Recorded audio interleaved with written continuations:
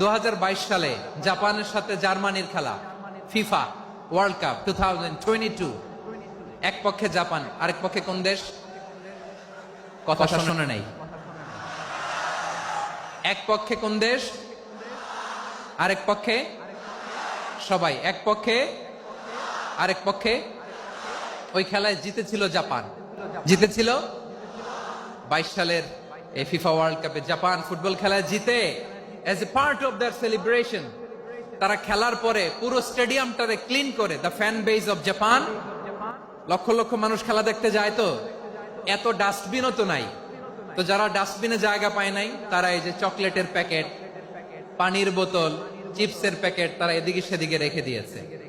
জাপানের ভক্তরা, জাপানের ফলোয়াররা as a part of their celebration তারা খেলার পরে পুরো স্টেডিয়ামের সব ময়লা আবর্জনা ক্লিন করে তারপরে বিদায় নিয়েছে।